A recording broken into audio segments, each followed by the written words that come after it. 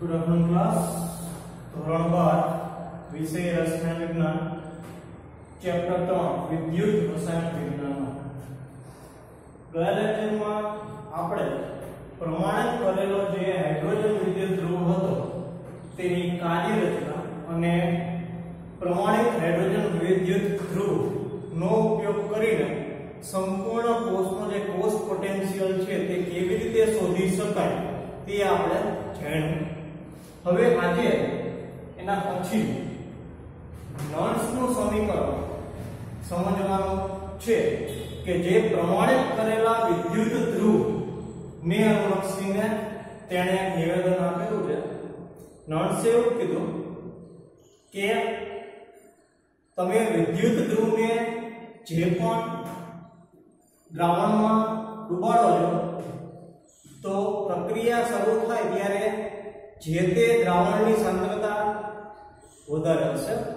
પરંતુ પ્રક્રિયા ચાલુ થઈ ગયા પછી તેની સાંદ્રતામાં ધીમે ધીમે ઘટાડો થતો જશે. તો નોન્સે એવું કીધું કે કોઈ પણ રાસાયણિક કોષનો કોષ પોટેન્શિયલ રાસાયણિક પ્રક્રિયામાં જે ગમે તે સમયે દ્રાવણની સાંદ્રતા હોય તે સાંદ્રતાનો ઉપયોગ કરી અને વિદ્યુત રાસાયણિક કોષનો જે પોટેન્શિયલ છે તે શોધી શકાય છે. બરાબર. તો હવે પ્રમાણિત કરેલા હાઇડ્રોજન વિદ્યુત ધ્રુવના સંદર્ભમાં એનું જે નિવેદન છે તે જોઈએ કે નોન્સે દર્શાવ્યું કે પ્રમાણિત હાઇડ્રોજન વિદ્યુત ધ્રુવના સંદર્ભમાં કોઈ પણ સાંદ્રતાએ જે વિદ્યુત ધ્રુવ પોટેન્શિયલ માપી શકાય છે. આ જે સમીકરણ છે એ કયું સમીકરણ છે તમને બધાને ખબર છે, આ રિડક્શન પ્રક્રિયા છે. રિડક્શન પ્રક્રિયામાં શું થાય તો કોઈ પણ આયન બાહ્યતમ જે ઇલેક્ટ્રોન મેળવી અને આયનમાંથી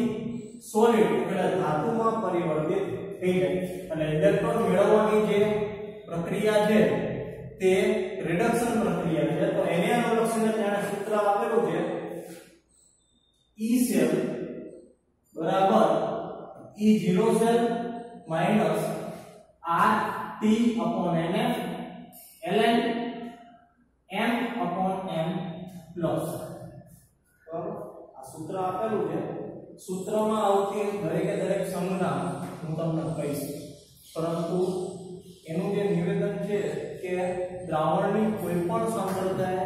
જે વિદ્યુત રાસાયણિક કોષનો પોટેન્શિયલ છે તે શોધી શકાય છે. તો તેને અનુલક્ષીને જ આ સૂત્ર આપેલું છે. હવે આ જે સૂત્ર હતું એ પ્રવાહી પદાર્થ માટે, બરાબર. આ જે ઉપર જે હતું એ વિદ્યુત ધ્રુવ માટે M+ છે તે આપેલા દ્રાવણમાં જે આયન હાજર હશે ને તેની નિશાની છે પ્રવાહી માટે હતું. પરંતુ ઘન પદાર્થની સાંદ્રતા m ને જો એકમ તરીકે લઈએ તો m બરાબર 1 મૂકી દે તો જે આ ઉપરનું સૂત્ર છે તેને આ રીતે પણ લખી શકાય. E cell બરાબર E0 cell minus RT upon NF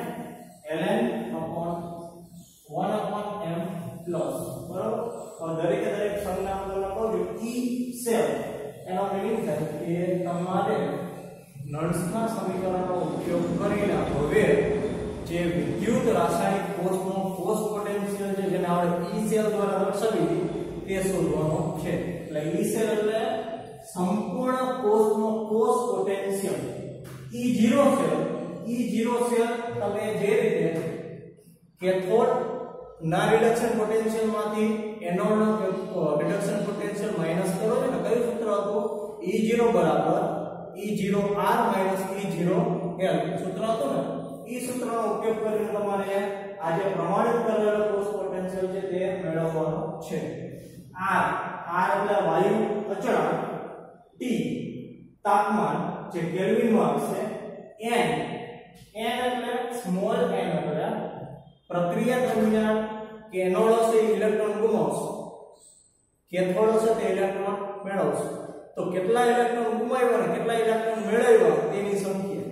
ખ્યાલ આવ્યો. કારણ કે Zl હોય તો Zl કેટલા ઇલેક્ટ્રોન ગુમાવ્યા હતા તો 2,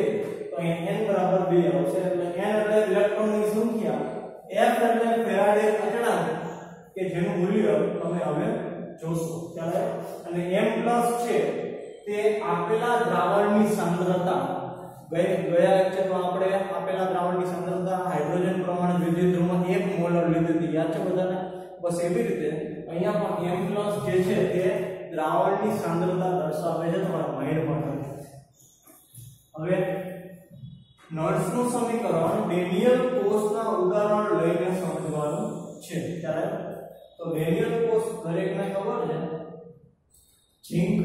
વિદ્યુત ધ્રુવ એનોડ તરીકે કોપરનો વિદ્યુત ધ્રુવ કેથોડ તરીકે બરાબર અને તેની કાર્યરચના તમને બધાને ખબર છે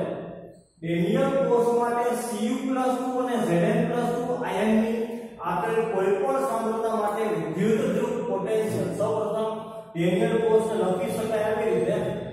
ઝિંકને Zn+2 ના દ્રાવણમાં ડુબાડેલો છે ક્ષારક ક્ષેત્રનો ઉપયોગ કરેલો છે અને Cu ને Cu+2 ના દ્રાવણમાં ડુબાડેલો છે બરાબર હવે કેથોડ માટે નોલ્સનું સમીકરણ જો લખવું હોય તો E Cu+2 Cu E0 Cu+2 Cu minus Rp/2f અહીંયા n = 2 ઇલેક્ટ્રોન મેળવે છે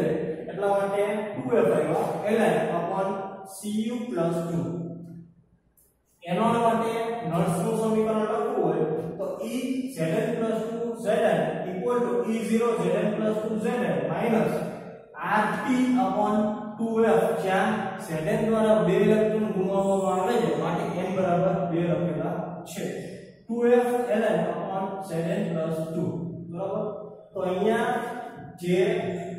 આ ડેનિયલ કોષનો કોષ પોટેન્શિયલ છે તે હવે આપણે જે એનોડને કયા દ્રાવણમાં ડુબાડેલો હશે તો ZnSO4 ના દ્રાવણમાં ડુબાડેલો હશે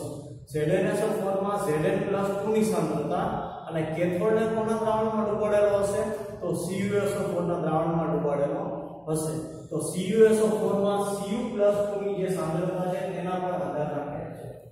નોલ્સના સમીકરણનો ઉપયોગ કરીને તમે જે કોષ પોટેન્શિયલ મેળવો છો તે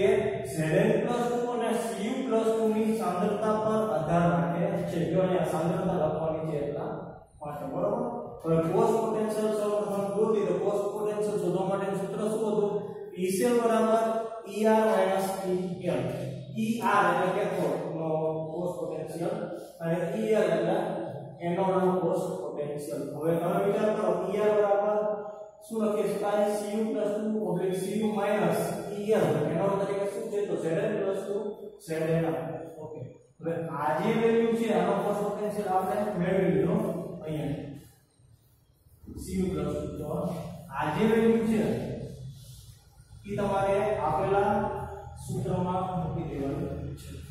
અને માઈનસ E Zn+2 Zn ની મૂલ્ય પણ આપણે મેળવી લીધું છે નોલ્સના સમીકરણનો ઉપયોગ કરી આ પણ સમીકરણ તમારે અહીંયા મૂકી દેવાનું છે પછી તમારે માઈનસ ની નિશાની છે એટલે તમને બધાને ખબર પડે કે અહીંયા માઈનસ છે તો અહીંયા ઓછો છે વત્તા થઈ જશે એટલે મેં ડાયરેક્ટ વત્તા લખી દીધું છે હવે શું કર્યું તો પ્લેસ બેઠા એમાં શું કર્યું આ RT ને છેલ્લે નાખી દીધા જે ત્રીજું પદ હતું એ વચ્ચે લઈ લીધું છે અને આ જે પદ છે તેને છેલ્લે જવાનું એટલે શું થશે E0 Cu+2 અને Cu minus E0 Zn+2 Zn પદોની અદલા બદલી કરતા આ જે સૂત્ર છે એ કોના જેવું હોય કોષ પોટેન્શિયલના સૂત્ર જેવું માટે અહીંયા શું લખી શકાય E0 છે લખી શકાય હવે અહીંયા બંનેમાં Rp/2f RT/2f કોમન કાઢી લીધું એટલે વેલ્યુ 1/Zn+2 minus 1/Cu+2 બરાબર એટલે તમને બધાને ખબર લોગ લાગુ કરી તો માઈનસ હોય તો શું થઈ જાય તો ભાગાકાર થઈ જાય તો અહીંયા E0 છે minus Rp/2f Zn+2/Cu+2 આ જે સૂત્ર થઈ ગયું તે નોલ્સના સમીકરણનો ઉપયોગ કરી કોષ પોટેન્શિયલ શોધવા માટેનું સૂત્ર થઈ ગયું તમારે દરેકે આ સૂત્ર યાદ રાખવાનું છે અહીંયા ln છે એને લોગમાં ફેરવવું પડશે માટે 2.303 વડે ગુણવા પડશે બરાબર હવે જુદા જુદા જેમ કે વાયુ અચળાંક છે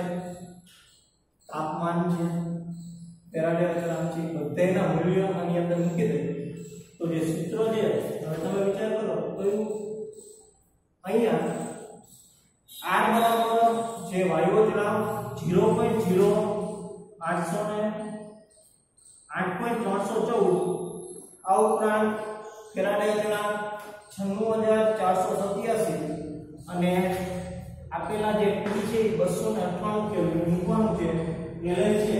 એને લોગમાં કન્વર્ટ કરવું તો 2.303 વડે ગુણો પડશે બધી કિંમત તમે અહીંયા મૂકી દેશો r બરાબર 8.314 બરાબર 298 f બરાબર 96487 ln છે એના લોગમાં કરવા માટે 2.303 વડે આ સંખ્યાને ગુણવો પડશે બરાબર ત્યાં તમે ln માંથી લોગમાં ફેરવી શકશો બધી કિંમત તમે આપેલા સૂત્રમાં મૂકી દેશો તો તમે આવું સૂત્ર મળશે E સેલ બરાબર E0 સેલ માઈનસ 0.059/2 m ની વેલ્યુ છે log Zn+2/Cu+2 એટલે આવી રીતે નોન્સના સમીકરણનો આ સૂત્રનો ઉપયોગ કરી અને તમે જે તે કોષનો કોષ પોટેન્શિયલ શોધી શકો છો અહીંયા E છે એટલે આપેલા કોષનો કોષ પોટેન્શિયલ E0 છે એટલે તમે F1 - F1 નો ઉપયોગ કરીને જે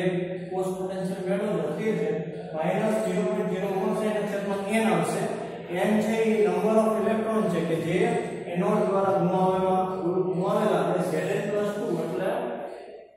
જે એનોડના વિદ્યુત ધ્રુવને જે દ્રાવણમાં ડુબાડેલો છે તે દ્રાવણની સાંદ્રતા Cu+2 કેથોડના વિદ્યુત ધ્રુવને જે દ્રાવણમાં ડુબાડેલો છે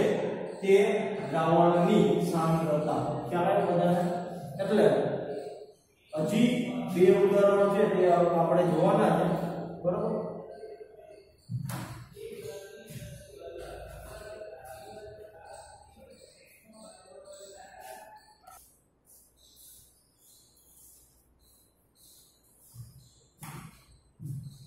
બીજું એક ઉદાહરણ તમને આપેલું છે અને પહેલા જે ઉદાહરણ આપણે જોયું તે ડેનિયલ કોષનું હતું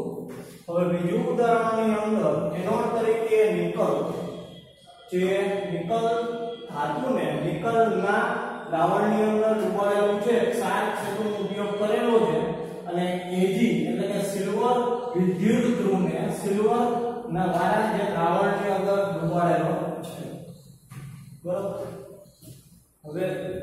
પહેલા ઉદાહરણમાં અને બીજા ઉદાહરણમાં ફેર ક્યાં જેવું એ તમને સમજાવી દઉં કે પહેલા ઉદાહરણમાં Zn અને કોપર બેની જે ઓક્સિડેશન અવસ્થા છે એ સરખી Zn દ્વારા 2 ઇલેક્ટ્રોન ગુમાવવામાં આવે એની સામે કોપર 2 ઇલેક્ટ્રોનનો સ્વીકાર કરે છે એટલે ઇલેક્ટ્રોન જેટલા ગુમાવે એટલા ઇલેક્ટ્રોન મેળવે એટલે એ સરભર થઈ જાય પરંતુ અહીંયા તમને બીજા ઉદાહરણમાં જે ઇલેક્ટ્રોન અથવા તો જે ઓક્સિડેશન અવસ્થા છે એમાં તમને ફેરફાર જોવા મળશે બરોબર તો નિકલ કે જેનો આપણે એનોડ તરીકે ઉપયોગ કરેલો છે તો નિકલનો ઓક્સિડેશન અવસ્થા છે +2 એની સામે કેથોડ તરીકે જે સિલ્વર આપણે લીધેલું છે તે સિલ્વરની ઓક્સિડેશન અવસ્થા છે +1 હવે નિકલ દ્વારા 2 ઇલેક્ટ્રોન દેવામાં આવે પણ સિલ્વરની કેપેસિટી કેટલી છે એક જ ઇલેક્ટ્રોન સ્વીકારી શકે બરાબર તો 2 ઇલેક્ટ્રોન સ્વીકારવા માટે ફરજિયાત 2 સિલ્વરના આયન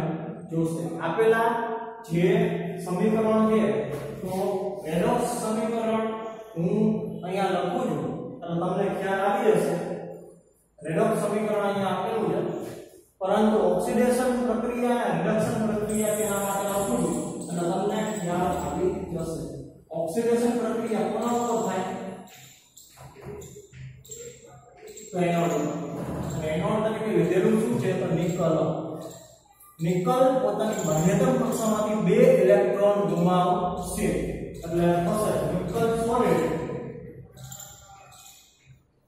Ni+2 aqueous અને 2 ઇલેક્ટ્રોન માઈનસ આ જે છે ઓક્સિડેશન પ્રક્રિયા એની સામે રિડક્શન પ્રક્રિયા છે તો તમને બધાને ખબર છે કે સિલ્વરની કેપેસિટી કેટલી છે સિલ્વર છે એ પોતે એક જ ઓક્સિડેશન અવસ્થા ધરાવે છે તો એક ઇલેક્ટ્રોન મેળવી અને સિલ્વર સોલિડની અંદર રૂપાંતરિત થાય પણ નિકલ દ્વારા કેટલા ઇલેક્ટ્રોન દેવામાં આવેલા છે તો 2 તો ફરજિયાત 2 ઇલેક્ટ્રોન ઇલેક્ટ્રોન સિલ્વરે સ્વીકારવો પડશે, પરંતુ એક સિલ્વર એક જ ઇલેક્ટ્રોન સ્વીકારે તો એની સામે બે સિલ્વરના આયન એટલે કે 2Ag+ દ્વારા 2 ઇલેક્ટ્રોન સ્વીકારવામાં આવે છે, એટલે આપણને સિલ્વરના બે ધાતુ છે, બે ધાતુના પરમાણુ મળે છે. એટલે આ થઈ ગયું સિલ્વર આયનમાંથી સિલ્વર ધાતુમાં પરિવર્તિત થાય છે કે જે રિડક્શન પ્રક્રિયા છે, અને ધાતુ આયનમાંથી પોતે આયનમાં પરિવર્તિત થાય છે તે ઓક્સિડેશન પ્રક્રિયા છે. આ બંનેનું જે રેડોક્સ પ્રક્રિયા છે તે તમને અહીં આપેલી છે કે નિકલ Ni+2 માં પરિવર્તિત થાય છે અને 2Ag+ સોલિડ ની અંદર પરિવર્તિત થાય છે. હવે આ જે સમીકરણ છે એને નોટ્સના સ્વરૂપમાં લખવું હોય, નોટ્સના સમીકરણનો ઉપયોગ કરીને જો લખવું હોય તો E સેલ બરાબર E0 સેલ RT/2F. 2F કેમ આવ્યા? કેમ કે બે ઇલેક્ટ્રોન ગુમાવેલા છે, એની સામે સિલ્વરે પણ બે ઇલેક્ટ્રોન મેળવેલા છે, એટલે 2F ln Ni+2 છેદમાં અહીંયા એક ફેરફાર આવશે. ફેરફાર શું આવશે કે Ni એક નિકલ બે ઇલેક્ટ્રોન ગુમાવે છે, પણ એની સામે Ag ના બે આયન બે એક ઇલેક્ટ્રોનનો સ્વીકાર કરે છે, એટલે અહીંયા જે 2Ag+ છે અને અહીંયા બગડો છે એ ફરજિયાત તમારે હાથમાં લખવો પડશે. તો અહીંયા નિકલ એક જ છે એટલે ઉપર નિકલની સાંદ્રતા એક લખી, પરંતુ જે 2Ag+ ની સાંદ્રતા છે ફરજિયાત બે Ag+ ના આયન છે એ પોતે બે ઇલેક્ટ્રોન સ્વીકારે, એટલે જે પણ ભાગ આવે એ તમારે ઉપર લખવી પડશે. આટલો ફેરફાર છે. રેડિયલ કોષ સરખા ઓક્સિડેશન અવસ્થા ધરાવતો હોય તો કંઈ વાંધો નથી, પરંતુ ધારો કે